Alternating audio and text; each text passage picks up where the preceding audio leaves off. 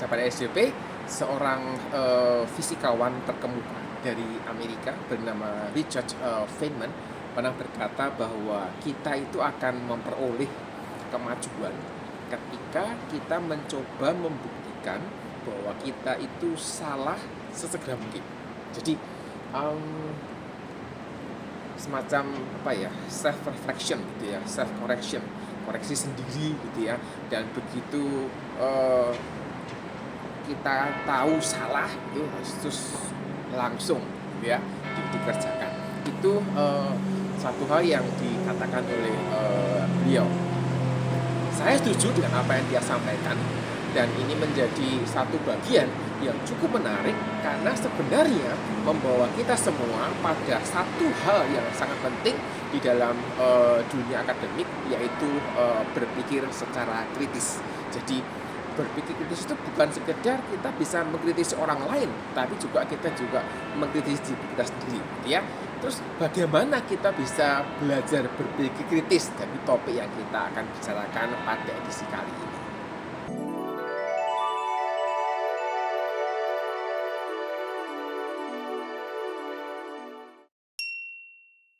Sebenarnya ketika kita bicara tentang proses berpikir kritis itu, secara umum orang yang bisa berpikir dengan kritis itu secara umum memiliki wawasan yang cukup luas. Jadi dia tahu banyak hal gitu ya. Kemudian bisa menghubungkan gitu ya. Jadi ada banyak pasal-pasalnya gitu kecil gitu. Nah, dia punya banyak sekali. Kemudian dia bisa menghubungkan pasal-pasal ini, dia bisa hubungkan dengan bidang yang dia miliki atau dengan bidang lain gitu ya. Walaupun kalau dengan bidang lain mungkin tidak terlalu bagus nyambungnya karena hanya di kulitnya, di permukaannya saja. Jadi dia tidak ahli di semua bidang, dia hanya ahli di satu atau dua bidang, tapi dia punya wawasan yang cukup luas dan ini menolong dia untuk bisa berpikir kritis. Terus langkah selanjutnya begini, bagaimana caranya orang itu bisa punya wawasan yang luas? Ya pasti dalam dunia kita sekarang ini gitu ya, kita mesti rajin mencari informasi. Orang bilang kamu mesti banyak baca gitu ya.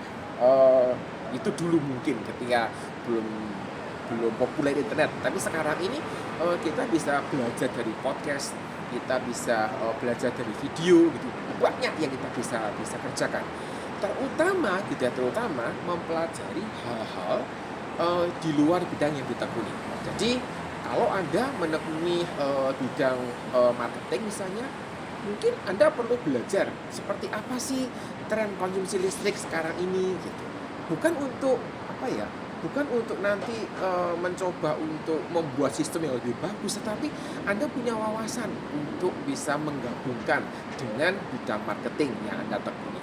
Atau kalau Anda menekuni bidang misalnya kedokteran gitu, Anda mungkin juga perlu mencari tahu gitu, punya wawasan tentang sekarang ini apa sih kekhawatiran masyarakat terkait dengan kesehatan mental, yang mungkin bisa menolong waktu Anda berjumpa dengan pasien, ngobrol gitu ya.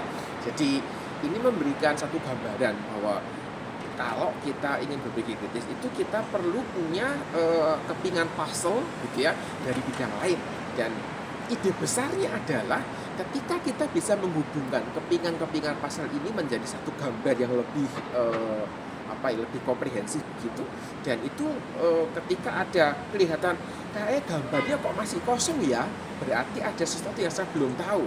Nah, itu yang membuat orang itu kemudian bertanya. Nah, ini langkah awal kita bisa berpikir secara kritis.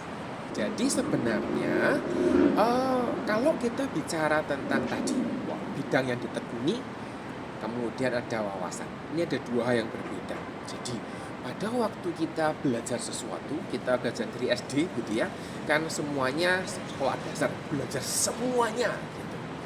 Atau di SMP tetap belajar semuanya, tetapi ada guru bidang studi yang akan mendalamkan materi yang sudah dipelajari ketika di SD tadi.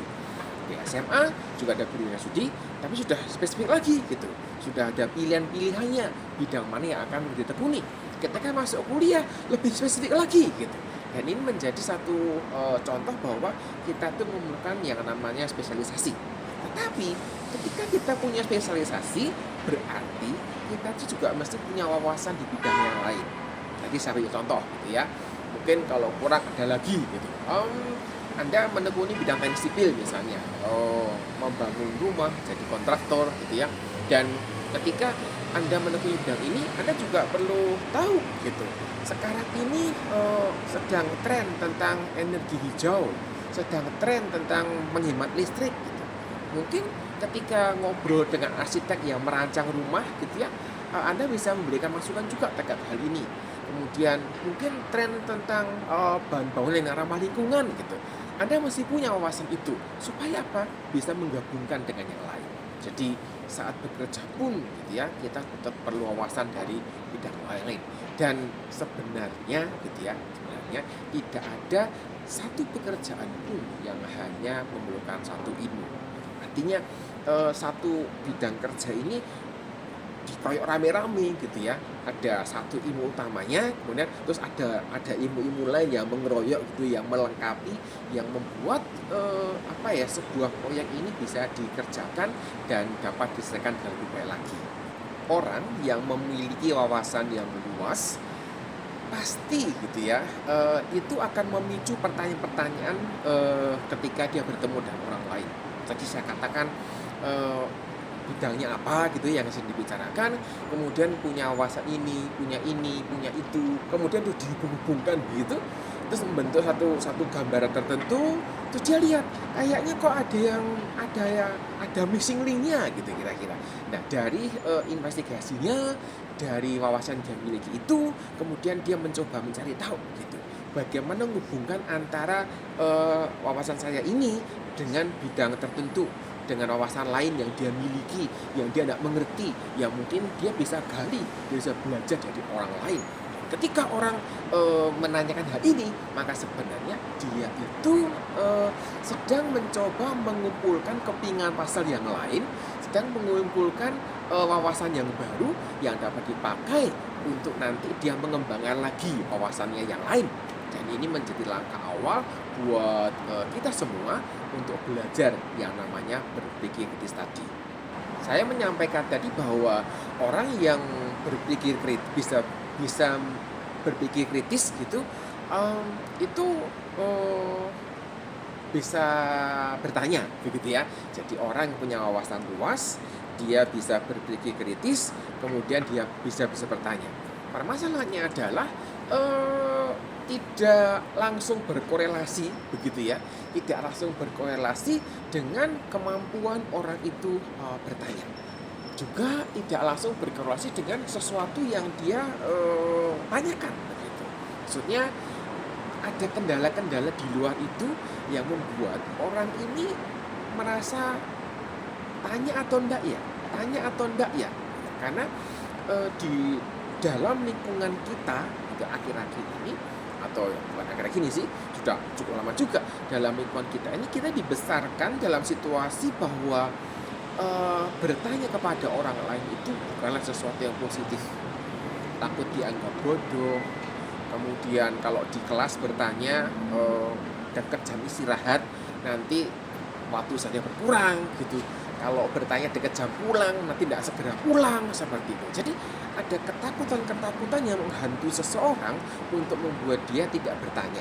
Jadi kalau berpikir kritis ini idenya adalah membawa orang untuk bisa bertanya gitu ya, tunggu dulu. Tetapi yang pasti saya bisa katakan, orang yang bisa berpikir kritis pasti dia mampu membuat pertanyaan yang dapat ditanyakan. Mengenai nanti ditanyakan atau tidak, itu urusan yang kedua, karena ada faktor lain tadi saya sampaikan. Secara umum kita bisa belajar kok gitu ya, membuat pertanyaan. Ya tentu saja mesti belajar dulu dengan mengumpulkan wawasan yang ada, kemudian belajar membuat pertanyaan. Belajar membuat pertanyaan itu berbeda dengan belajar bertanya gitu ya, ini harus dipisahkan. Artinya kita bisa membuat pertanyaan apapun itu. Kalau masih sekolah gitu ya, setiap ada guru mengajar, buatlah pertanyaan gitu ya. Mungkin pertanyaan yang terdengar bodoh, buat aja dulu gitu. Karena masalah tadi ditanyakan atau tidak itu perlu keberanian gitu ya, perlu ketegaran hati gitu ya untuk melawan semua ketakutan yang ada gitu.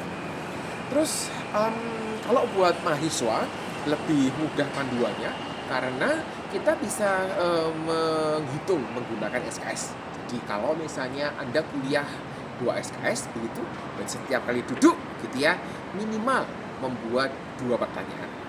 Kalau Anda kuliah 3 atau 4 SKS berarti sekali masuk kuliah yang 3 SKS itu buat pertanyaan 3 gitu. Ditanyakan atau tidak gitu ya, itu urusan belakang. Nah, mengenai berani bertanya atau tidak ini gitu ya, saya sudah pernah bahas dalam sebuah video gitu ya. Jadi silakan dicek linknya di sini dan dari situ Anda bisa belajar bagaimana bisa menanyakan ketika sudah berhasil membuat sebuah pertanyaan. Ini menjadi sebuah bekal yang Anda bisa pakai mendukung Anda dalam proses belajar yang sedang dikerjakan. Terkait dengan urusan bertanyanya gitu ya. Tadi kan sudah bicarakan bagaimana bisa membuat pertanyaan, diawali dari berpikir kritis, diawali dari punya wawasan begitu. Tetapi masalah tadi berani bertanya atau enggak gitu ya, itu kan urusan yang lain yang sudah pernah saya bahas gitu ya. Itu bahasan yang tadi saya sampaikan itu berhubungan untuk siswanya.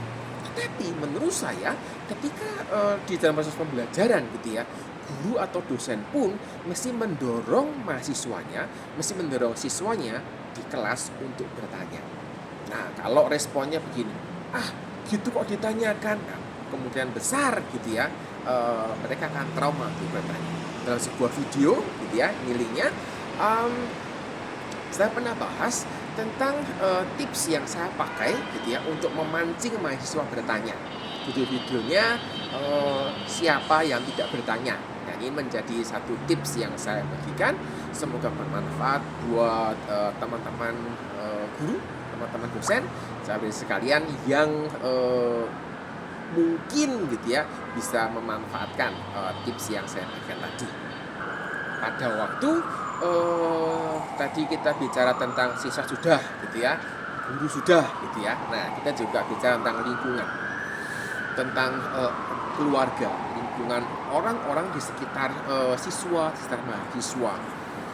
Ada cukup banyak anak ketika kecil gitu ya punya banyak pertanyaan, kemudian dibilang, anak kecil tanya terus gitu. Itu mungkin alam bawah sadarnya akan berkata bahwa sudah tidak perlu tanya, nanti dimarahi. Jadi sebagai orang tua kita perlu mendukung anak-anak untuk punya pertanyaan yang mendorong mereka untuk belajar, mendorong mereka untuk mengembangkan diri, mendorong mereka untuk mencari tahu gitu ya, punya semangat untuk menekuni sesuatu gitu ya. Dan ini menolong sebenarnya buat mereka nanti ketika kita dewasa dan berani untuk mengutarakan pertanyaannya. Mungkin kalau sudah dari kecil gitu ya, dicela sama gurunya kebal gitu. Nah, ini bisa menjadi satu hal yang cukup menarik yang kita bisa kerjakan. Pengalaman saya bersama dengan anak-anak ini dari kecil memang suka bertanya, wajar sih gitu ya, dan saya tidak pernah mencela mereka.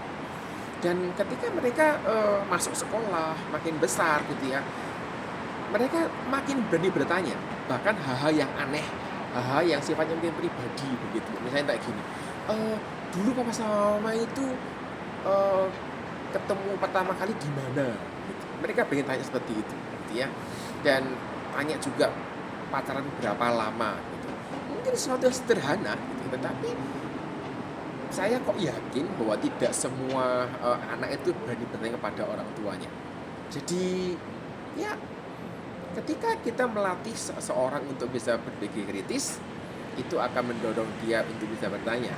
Tetapi, ya tadi, wawasan perlu diperluas dan perlu berani menekan ketakutan karena dianggap bodoh, dijauhi teman, dibenci karena ini itu dan sebagainya.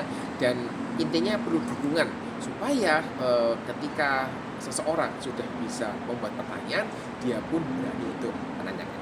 Saya Saya kira itu yang bisa saya bagikan gitu ya untuk edisi kali ini. Kita jumpa lagi di materi yang lain. Semoga bermanfaat, semoga bisa menginspirasi, dan saya mengucapkan terima kasih buat teman-teman sahabat SP semua yang sudah nonton video saya, yang sudah like, sudah share, sudah bagikan ke teman-teman yang lain.